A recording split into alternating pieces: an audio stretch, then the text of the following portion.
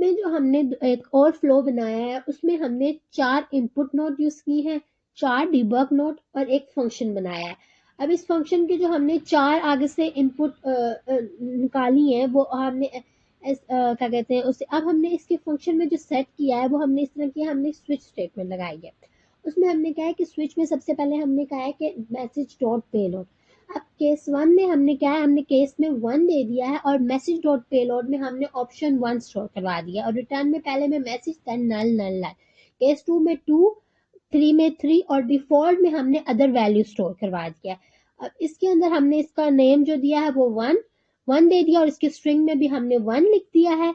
इसमें हमने 2, इसकी स्ट्रिंग में हमने 2, देन हमने इसमें 3 और अदर, और इसकी जो मैसेज डिबग के उसमें डिबग नोड में हमने उसमें इसकी जो आउटपुट है वो पेलोड है टाइप है और जो मैसेज 1 के नाम से हमने इसको सेव किया। अब जब इसको मैं रन करूंगी तो ये ऑप्शन 1 आएगा, ऑप्शन 2,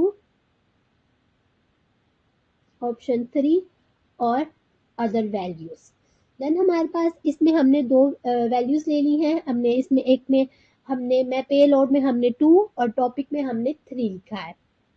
अब फंक्शन डॉट सेट में हमने क्या है कि हमारे पास कैलकुलेट सम, हमने इनका सम कैलकुलेट करना है। एक्स वाई है, वेरिएबल 1 में हमने नंबर एक्स लिखा है, वेरिएबल 2 में हमने नंबर वाई लिखा और रिजल्ट में हमने इन दोनों को सिर्फ सम करवाना है और मैसेज डॉट पेलोड में कैलकुलेट सम होगा, मैसेज डॉट पेलोड आएगा और मैसेज डॉट टॉपिक आएगा। जब हम इसको रन करेंगे तो हमारे पास जो आउटपुट आएगी वो हमारे पास 5 आ जाएगी। ये हमने इनको दो को ऐड करवाया है, मतलब हमारे पास जो टॉपिक पे नंबर था और जो पेलोड में नंबर था हमने उनको सिंपली ऐड करवाया है।